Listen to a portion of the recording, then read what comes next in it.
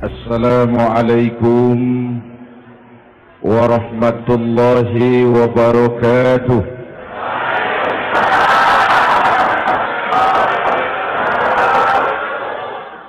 Alhamdulillah wassalatu wassalamu ala Rasulillah Sayyidina Muhammad ibn Abdullah wa ala alihi wa sahbihi wa mawalah. Amma ba'du.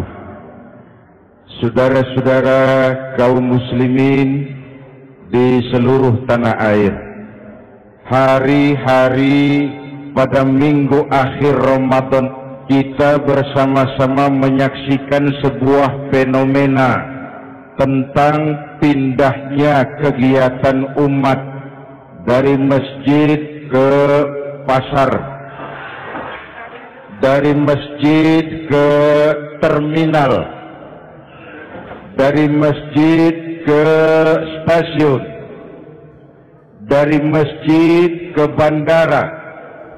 Apa boleh buat, itulah wajah kita. Bahwa lebaran artinya mudik, bahwa lebaran artinya baju baru dan makanan.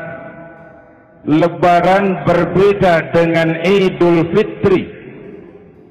Lebaran adalah tradisi yang setiap kita boleh ikutan. Siapa saja boleh ikut lebaran, tapi tidak tiap orang bisa merayakan Idul Fitri. Mau puasa atau tidak puasa, boleh lebaran. Tidak dilarang sama petugas keamanan. Mau ibadah Ramadan atau tidak melaksanakan ibadah Ramadan, boleh ikut lebaran. Tapi tidak berarti merayakan Idul Fitri. Karena selalu ada kos dari apa saja yang kita lakukan. Saya mau cerita, mau dengar gak? Ada dokter gigi, dokter baru. Satu sore praktek. Pasiennya 4 orang nunggu duduk jejeran. Dipanggil pasien pertama, diperiksa, berlubang giginya. Dicabut tanpa dibius. Namanya dokter baru. Pasien ini teriak, aduh sakit dok, tidak kuat, sakit. Teriakannya keras sekali. Pasien yang 3 orang yang nunggu gemeter. Lari semua. Selesai dicabut, diobati, selesai, tanya, sudah selesai dok? Sudah mas. Berapa biayanya? 200.000. Loh, biasanya kan 50.000, kok 200.000? Biasanya sih memang 50.000, tapi siapa suruh kau teriak? Yang 3 lari.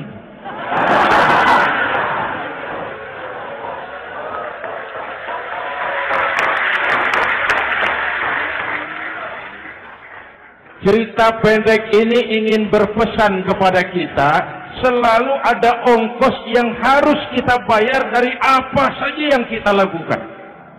Mau ibadah atau tidak, mau jadi orang baik-baik atau jadi bajingan paling tengik,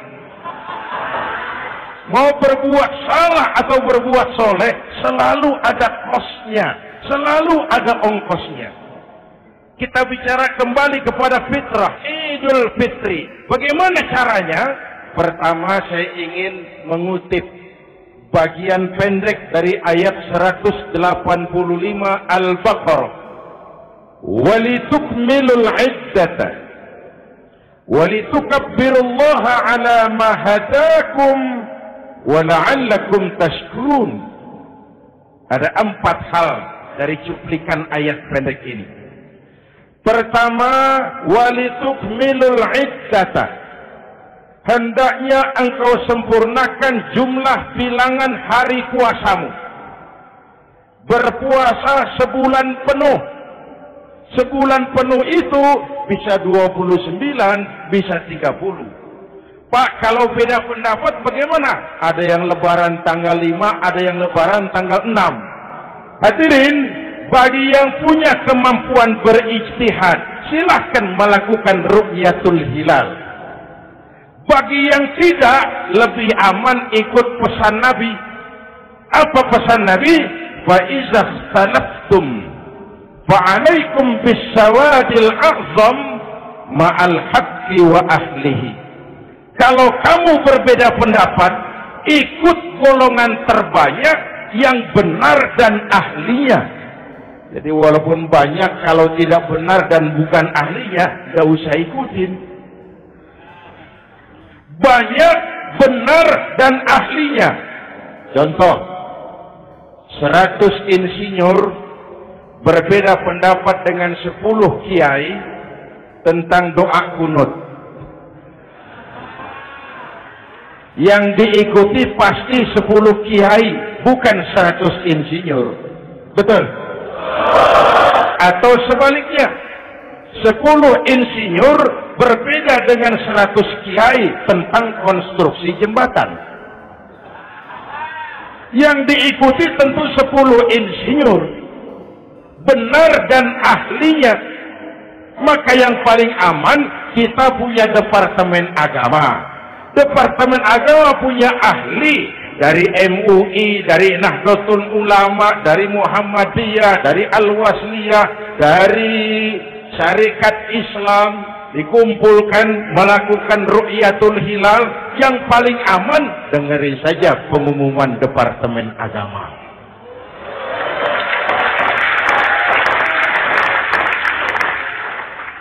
Tapi tetap menghormati mereka yang meyakini 1 Syawal jatuh pada tanggal 5. Beda boleh, marah jangan. Jelas?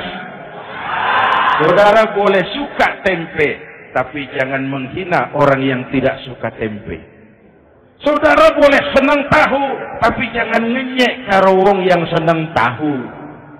Hadirin yang saya hormati, walitukmilul iddata. Kalau mau kembali kepada fitrah, sempurnakan jumlah bilangan hari puasamu. Makna sempurnakan di sini 2, sempurnakan 1 bulan penuh dan sempurnakan semangat puasamu. Walaupun Ramadan berakhir, puasa jangan selesai. Kenapa? Tangan kita masih tetap terus puasa dari mengambil yang bukan milik kita. Lidah kita walaupun Ramadan sudah selesai tetap berpuasa dari memfitnah dan menggunjing orang lain. Kaki kita walaupun Ramadan sudah selesai tetap puasa dari berjalan ke tempat yang tidak baik. Perut kita tetap berpuasa dari kemasukan barang-barang yang haram. Sempurnakan semangat puasamu. Sikap disiplin, sikap jujur, merasakan kehadiran Allah dekat dalam hidup. Nih, contoh ringan. Tadi waktu Asar dan Zuhur, saudara sholat apa tidak? Sholat. Waktu sebelum sholat kan berwudu. Ketika berwudu kan berkemur. Umpama waktu berkemur itu saudara korupsi, sedikit saja airnya saudara minum, saya yakin jangankan petugas keamanan, teman wudhu sebelah pun tidak akan tahu kalau waktu berkemur saudara korupsi. Kalau selesai Ramadan ini diterjemahkan, insya Allah negara kita bersih, berkurang korupsinya. Hadirin yang saya cintai, saya kembali kepada pesan Al-Baqarah 185 tadi. Walitukmilul iddata, sempurnakan jumlah bilangan hari puasamu. Puasa sebulan penuh dan kemudian lanjutkan semangat Ramadan. Disiplin, merasakan diri di bawah pengawasan Allah. Sekarang ini Allah ditekan. Kita iman dalam ucapan tapi sekuler dalam perbuatan. Tuhan cuma ada di masjid. Di kantor Tuhan hilang, maka korupsi merajalela. Tuhan cuma ada di masjid. Di pasar Tuhan hilang, maka timbangan tetap curang. Iman dalam ucapan, tapi sekuler dalam perbuatan. Kalau jiwa dan semangat Ramadan kita bisa terapkan, insya Allah korupsi akan berkurang. Sekarang kan kita prihatin, yang tadinya teriak-teriak wong cilik malah ribut rumah mewah. Yang tadinya teriak-teriak rakyat kecil, sekarang malah ribut soal villa 5 miliar. Ini kan menyedihkan, memilukan, dan memalukan. Tidak punya sense of crisis. Nah, saya juga nggak tahu apa itu. Udah dengerin aja, kenapa sih? Usil bener. Padahal ekonomi kita masih terpuruk. Lapangan kerja sulit. Jumlah pengangguran rata-rata 2 juta orang per tahun. Lapangan kerja baru sulit terbuka karena investor, jangankan yang dari luar mau masuk, yang di dalam siap-siap keluar. Terakhir kita dengar Sony, pabrik elektronik besar, mau cabut lagi, pindah invest ke Taiwan, menyusul pabrik silet yang di Ciputat itu. Ketika ditanya apa investasi di Cina lebih murah, tidak, dia bilang lebih mahal, cuma lebih pasti. Di Indonesia murah, cuma mejanya kebanyakan. Biaya siluman, namanya siluman gak karu-karuan. Keluar uang banyak, urusan tidak pasti, capek. Disahkan undang-undang penyiaran yang justru ditolak oleh masyarakat penyiar sendiri. Industri penyiaran bakal kolaps. Karena sekarang ini boro-boro mereka industri televisi mau break even point, mau pulang modal, dengan ke depan bisa bangkrut. Akibatnya bisa kita pastikan, jumlah pengangguran makin bertambah. Hadirin yang saya hormati, kita memang setuju jangan terlalu mengadopsi siaran-siaran televisi dari luar. Kita harus punya filter. Tapi pada sisi yang sama, kita juga harus memperhatikan lapangan kerja buat rakyat kita. Walitukmilul iddata, sempurnakan jumlah bilangan hari puasamu. Kalau jumlah hari puasa sudah sempurna, tuntunan yang kedua dari Al-Quran, walitukabbirullah, hendaknya engkau agungkan nama Tuhanmu. Takbiran. Takbiran itu bisa sendiri, bisa berjamaah, bisa di rumah, bisa di masjid, bisa di surau, bisa dengan pawai keliling, asal dilaksanakan dengan tertib dan tidak mengganggu lalu lintas umum. Prakteknya yang terjadi, pawai keliling itu mengganggu ketertiban umum, perang petasan, mengganggu lalu lintas. Terjadi macam ada yang takbiran bawa bendera partai. Inna lillahi wa inna ilaihi raji'un. Ini takbir politik. Hadirin yang saya hormati, kalimat takbir dalam kondisi kita, saya ingatkan kepada satu ungkapan Bung Tomo.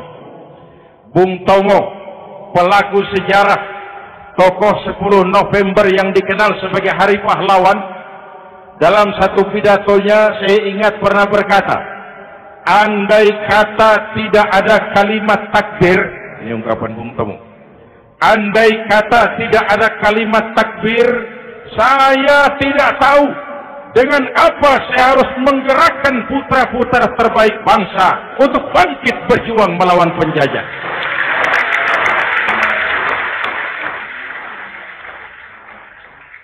Ketika Allahu Akbar itu londo, kelihatannya kecil, meriam gak meleduk. Dahulu orang-orang tua kita cuma ada 2 kata, merdeka atau mati. Tidak berpikir, nanti kalau menang dan merdeka, saya jadi wali kota di mana?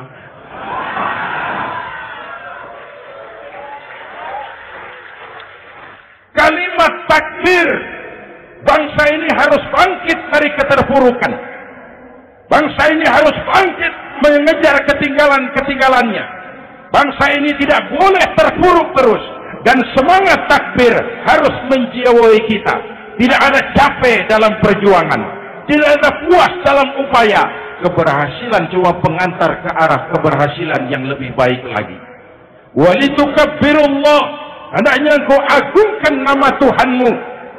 Nama Allah menjadi motivasi besar dalam kehidupan kita. Ini pesan Quran Al-Baqarah 185. Pesan kedua, setelah sempurnakan jumlah bilangan hari puasamu, agungkan nama Tuhanmu. Takbiran.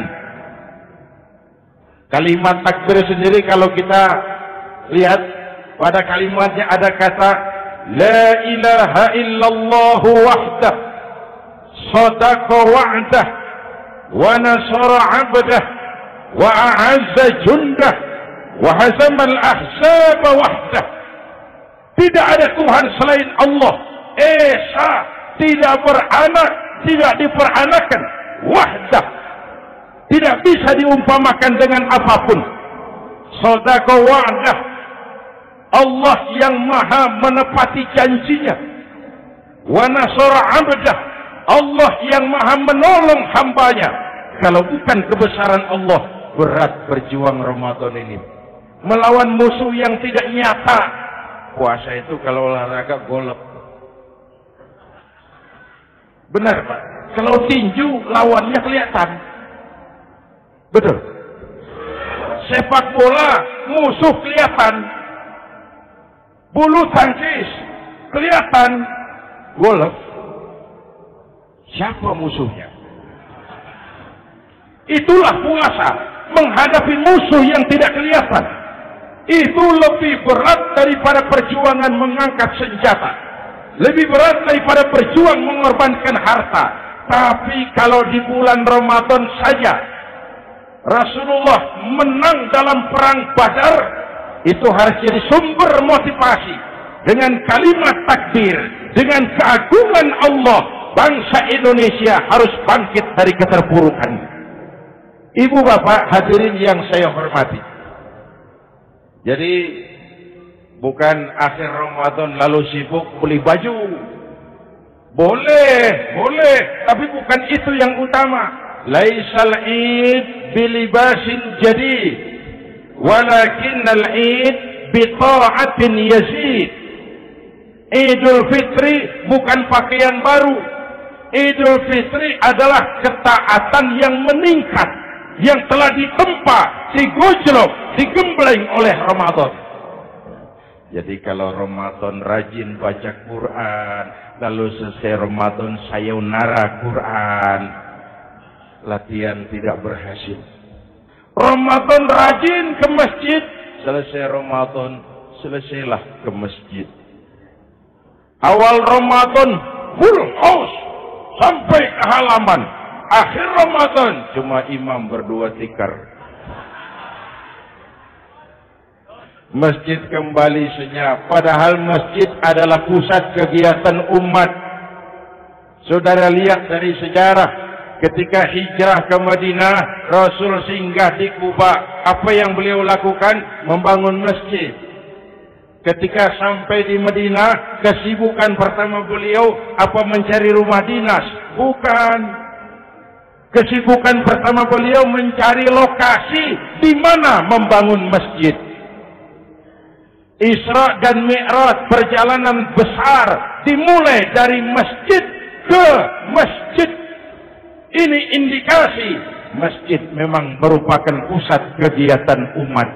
Umat Islam dengan masjid seperti ikan dengan air, tidak boleh pisah. Ada ikan yang tidak betah di air? Ada. Ikan mau modar. Kalau umat sudah mulai menjauhi masjid, jiwanya yang akan mati. Kalau jiwanya mati, jasadnya masih hidup, itu namanya bangkai berjalan. Walitukabbirullah, engkau agungkan nama Tuhanmu, takbiran. Setelah berjuang penuh, membina takwa, mengharap ridho, mengendalikan nafsu. Ingat loh, puasa itu bukan menghilangkan nafsu, mengendalikan, menempatkan pada tempatnya. Manusia tanpa nafsu bukan manusia.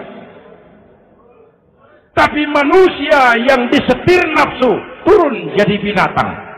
Bahkan lebih rendah daripada binatang. Puasa ini menempatkan nafsu di tempatnya. Hai laki-laki, kamu nafsu sama perempuan? Betul Pak. Perempuan suka laki-laki? Betul Pak. Boleh lewat sini, lewat pintu yang disebut nikah. Ini nafsu disalurkan lewat pintu yang disebut nikah.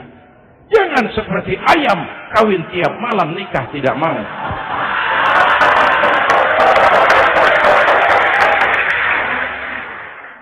Hai manusia, nafsu kepada materi, kepengen kaya? Iya Pak. Boleh. Usaha yang halal, jual beli yang halal. Wa ahallallahu al-bai'a wa harrama riba. Allah halalkan jual beli. Jangan ingin kaya lalu makan renten, ingin kaya lalu korupsi, ingin kaya lalu buka peternakan tuyul. Manusia ingin berkuasa, boleh, tapi tetap punya etika dan moral. Jangan ingin berkuasa lalu fitnah, ingin berkuasa lalu mengadu domba orang, ingin berkuasa lalu menghalalkan segala cara. Puasa menempatkan nafsu pada tempatnya.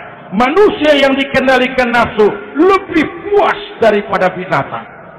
Saya punya ungkapan lama, sebuas-buasnya kerbau, makanannya tetap rumput.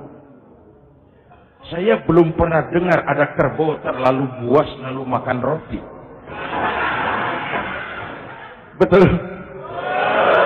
Tapi manusia kalau sudah dikendalikan nafsu, manusia bukan cuma makan nasi, aspal, semen, kertas, minumnya solar.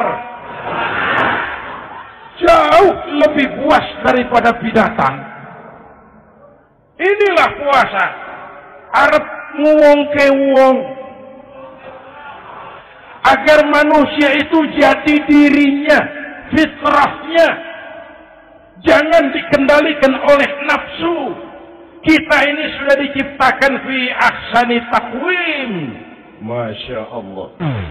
Presented by the Integral CJ's Management.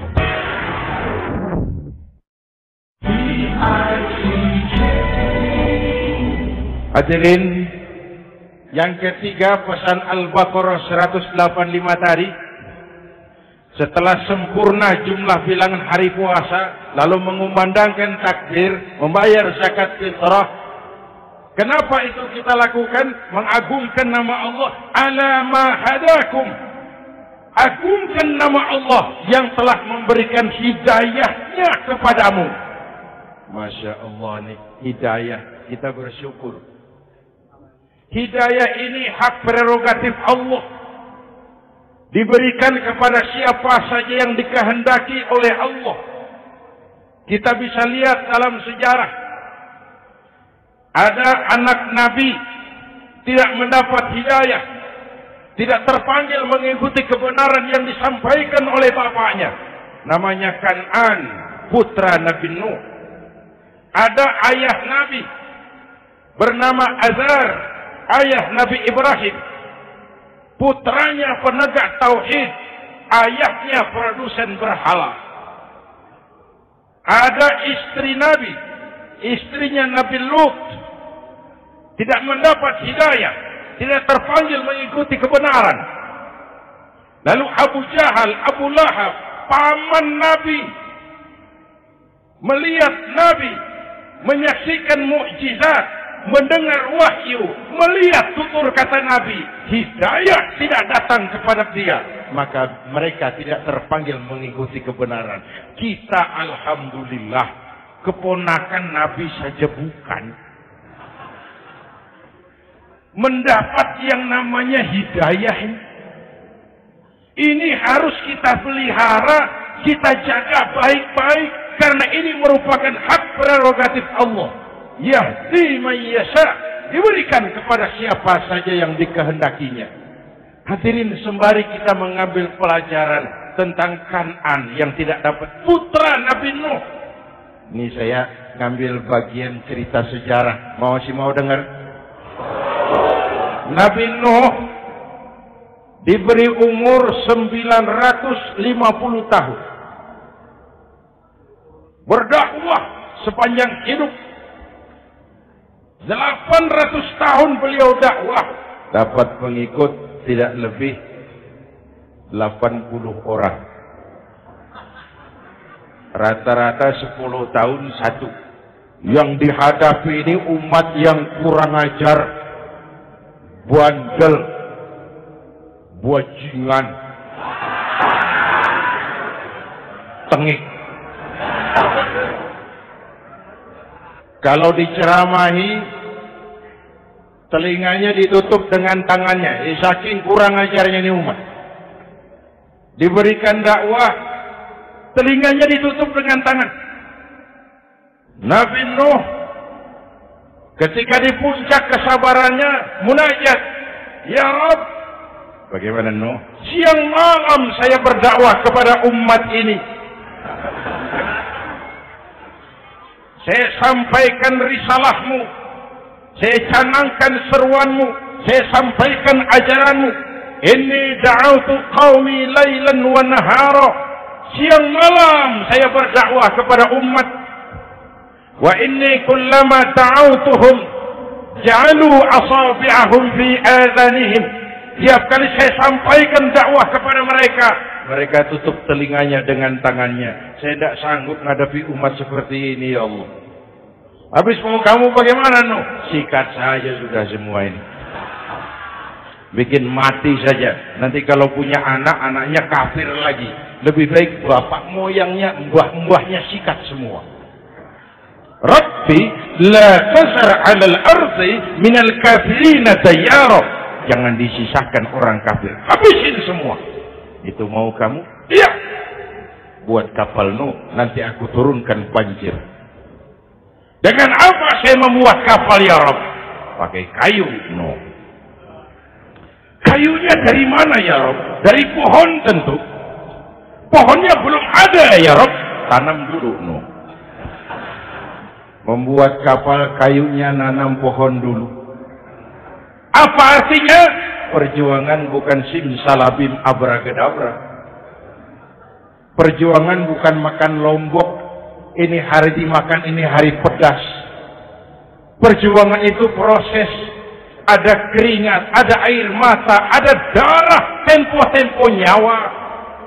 Itulah perjuangan. Sudah pohon ditebang, buatkan kapal di tengah kampung. Umat unjuk rasa lagi. Nuh makin gila. Bikin kapal di tengah kampung, mau belayar kemana? Selesai Nuh, selesai ya Rabb. Naik. Orang-orang yang beriman bersamamu, naik. Binatang serba sepasang, naik. Naik Nuh, naik orang beriman, naik. Binatang serba sepasang. Gerimis mulai turun. Setelah kapal semua terisi, Nabi Nuh kontrol. Sudah naik semua? Sudah. Nuh. Mas Bejo, ada? Ada. Mbok Painem, naik sudah masuk. Oke. Kan'an anak saya ikut tidak naik kapal. Kami tidak lihat, Nuh. Turun ke bawah. Ada Kan'an? Kami tidak lihat, Nuh. Naik ke atas Purita. Kelihatan Kan'an tidak ikut naik kapal. Kumpul bersama orang kafir di daratan. Inilah potret kehidupan. Kumpul dengan orang-orang kafir. Berapa banyak anak-anak kita tidak mau ikut orang tuanya ke masjid. Kumpul dengan orang-orang kafir di tempat maksiat. Nuh karena sayang kepada anak, dari atas kapal memanggil, ya bunayyar kam ma'ana. Ya, ini bahasa orang manggil, Pak. Kan'an, Kesini nak, naik kapal sama papi. Ini terjemahan bebas. Jawab kanan di bawah. Tidak mau Pak, saya di sini saja. Jangan nak, Allah sedang murka, akan turun banjir. Kalau datang banjir Bapak, sa'awi ila jabalin ya'simuni minal ma'. Saya akan naik ke gunung tinggi yang bisa menyelamatkan saya dari banjir.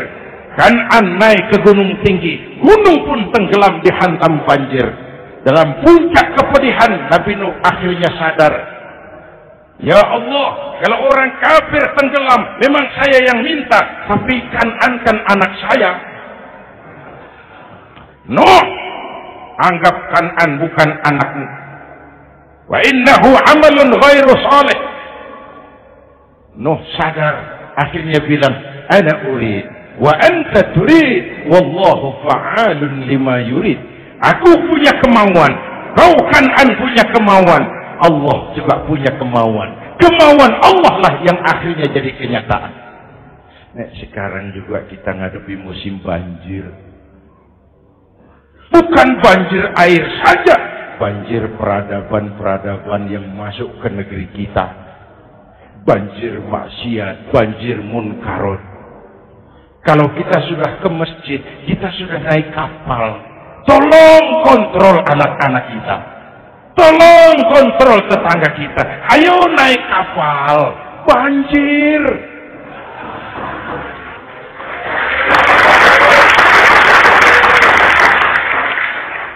Ditutup ayat ini dengan wala'allakum tashkurun.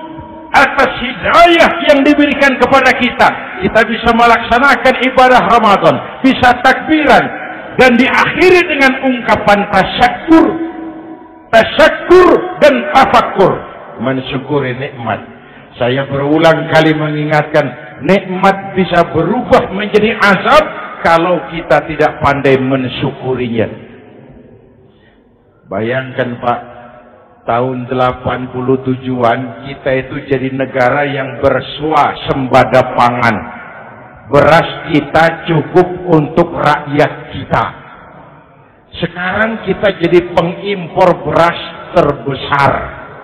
Kita beli beras ke Vietnam, kita beli beras ke Thailand, ke negara-negara yang lebih kecil dari kita. Kenapa? Karena sawah kita tanami gedung dan beton.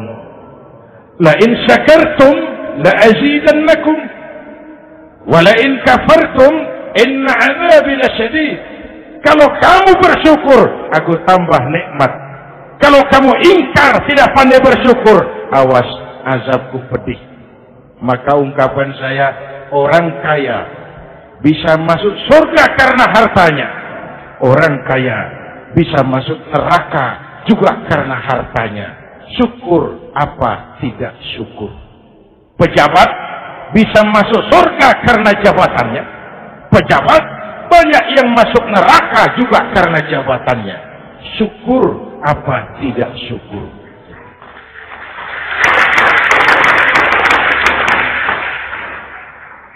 Orang alim, kiai bisa masuk surga karena ilmunya. Orang alim pun bisa masuk neraka lebih dulu dari penyembah berhala juga karena ilmunya. Syukur apa tidak syukur. Si jabatan sebagai pemimpin lalu menyadari sayyidul qaumi khadimuhum. Pemimpin suatu umat adalah pelayan bagi umat itu. Pelayan harus melayani, bukan minta dilayani. Selama ini kita memandang jabatan itu jalan pintas menuju kaya. Jabatan itu artinya kekuasaan dan fasilitas. Maka yang lahir rampok-rampok baru.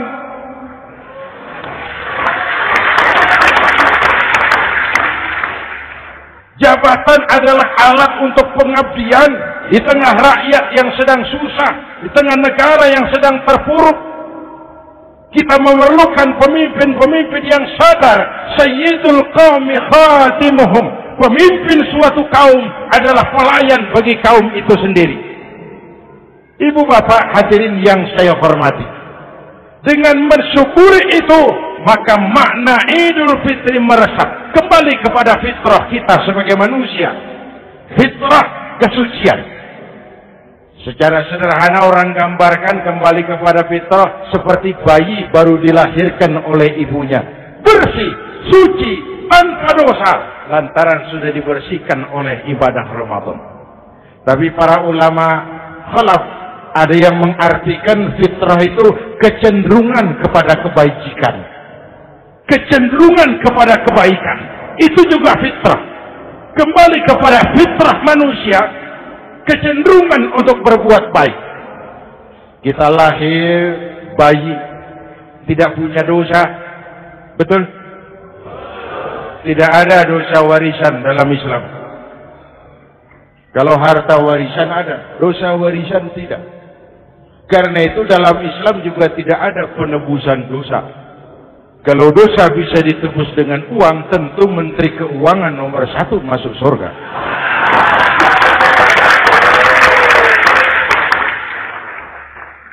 Dosa dalam Islam ditebus dengan taubat. Langsung kepada Allah, sonder calo. Hadirin yang saya hormati, kembali kepada fitrah seperti bayi baru dilahirkan oleh ibunya. Bersih, tidak punya dosa kepada Allah lantaran sudah dibersihkan oleh ibadah Ramadan. Soalnya kemudian kita kan tidak hanya bersalah kepada Allah, kita ini juga bergaul dengan sesama manusia. Betul? Sebuah hadis, sahabat ditanya oleh Rasul, "Atadruna manil muflis?" Saudara-saudara, tahu kamu siapa orang yang bangkrut? Oh Rasul, orang bangkrut yang tidak punya uang. Orang bangkrut yang tidak punya harta. Salah, kata Rasul. Innal muflisa min ummati. Yang bangkrut dari golongan umatku, yang besok di hari kiamat datang menghadap Allah dengan membawa pahala solat, membawa pahala zakat, membawa pahala haji, membawa pahala sedekah pada satu pihak. Sementara pada sisi yang lain sebelah kiri, orang ini juga datang membawa kesalahan karena pernah mencaci maki orang, pernah memfitnah orang, pernah memakan harta orang dengan cara yang zalim. Satu sisi bawa kebajikan, sisi lain bawa kesalahan. Kalau ini yang terjadi, bagaimana nasib kita, kata Nabi? Tuhan, ini pahala solat saya, ini solat yang wajib, ini yang sunnah, rawatibnya, nawafilnya. Datang orang, sebentar Tuhan, apa? Dia memang rajin solat, tapi saya pernah dicaci maki. Hancur nama saya, remuk hati saya. Di dunia saya tidak bisa membalas karena dia lebih berkuasa. Sekarang saya menuntut keadilan. Betul? Ya Tuhan, sini pahala solatmu, kasih orang yang kau caci maki. Tuhan, ini pahala puasa saya yang wajib Ramadannya, sunnah 6 hari Syawalnya, Senin Kemisnya. Ini Tuhan. Datang lagi, sebentar Tuhan. Kenapa? Dia memang rajin puasa, tapi saya pernah difitnah tanpa benar, dicorengkan arang ke dahi, hancur nama saya karenanya. Saya menuntut keadilan karena di dunia waktu itu cuma banyak pengadilan, tapi tidak ada keadilan. Benar? Benar. Pahala solatmu kasih orang yang kau fitnah. Tuhan, ini pahala zakat saya. Datang lagi, Tuhan, dia memang suka zakat, tapi korupsinya lebih besar dari zakatnya. Untuk keadilan, sini pahala zakatmu kasih. Kalau habis pahala kebaikan, orang yang menuntut masih banyak, diambillah dosa orang yang kita sakiti, diberikan kepada kita. Pahala dipreteli, dosa diberikan. Apa enggak bangkrut? Ibarat orang dagang, modal habis, tagihan hutang datang terus. Kenapa? Orang ini cuma baik hubungannya kepada Allah, tapi tidak baik hubungannya dengan sesama manusia. Karena itu, dalam konteks dengan fitrah, manusia makhluk yang fitrah. Apa fitrah itu? Pertama, manusia makhluk yang bertuhan. Itu fitrah. Mengingkari Tuhan, mengingkari fitrah. Yang kedua, manusia makhluk sosial, zon politikan. Itu fitrah. Kita tidak bisa hidup sendiri. Betapa dan siapapun kita memerlukan yang lain. Maka nuansa Ramadan intinya adalah silaturahmi. Nuansa Idul Fitri silaturahmi antar sesama kita. Ada baiknya saya ingatkan lagi sebuah hadis. Masih mau dengar? Selesai sholat Id, sahabat mendengar Rasul mengucapkan amin 3 kali. Amin, amin, amin. Ya Rasul, ada apa? Tadi turun Jibril selesai sholat. Mau berdoa. Muhammad, aku mau mohon kepada Allah. Mau kau aminkan? Silahkan Jibril. Jibril doa, Rasul amin. Doanya 3 macam permohonan, maka Rasul 3 kali mengucapkan amin. Kalau sudah Jibril yang doa, Rasul yang amin, apa iya doanya ditolak? Apa isi doanya? Yang pertama, ya Allah, doa malaikat Jibril. Hari ini 1 Syawal, waktu itu doanya, saya mohon kepadamu, jangan engkau terima puasa dan ibadahnya anak yang durhaka kepada ibu bapaknya. Rasul mengucapkan amin. Renungan buat kita. Itu sebabnya barangkali sesibuk-sibuk di Jakarta masih mau mudik nemui orang tua.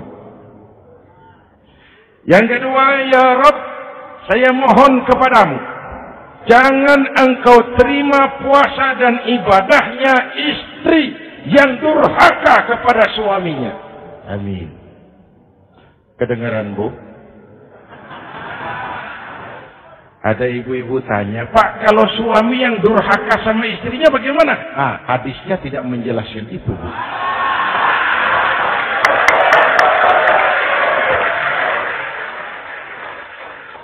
Lo menang sendiri. Yang jelas suami itu presiden rumah tangga, dimintakan tanggung jawab tentang istrinya. Nah, istri swarga manut neraka katut. Ketika pulang Isra Mi'raj saja Rasul bercerita, aku diperlihatkan neraka. Neraka ya Rasul? Iya. Lalu aku lihat isinya kok kebanyakan perempuan. Perempuan. Laki bagaimana? Laki juga tidak sedikit. Cuma kebanyakan perempuan. Ya Rasul, apa mereka tidak sholat? Sholat. Apa mereka tidak ngaji? Oh, rajin mereka sama suaminya. Kenapa banyak mereka di sana? Rasul senyum dan menjawab, hunna yakfurnal asir. Umumnya perempuan kurang bisa terima kasih sama suaminya.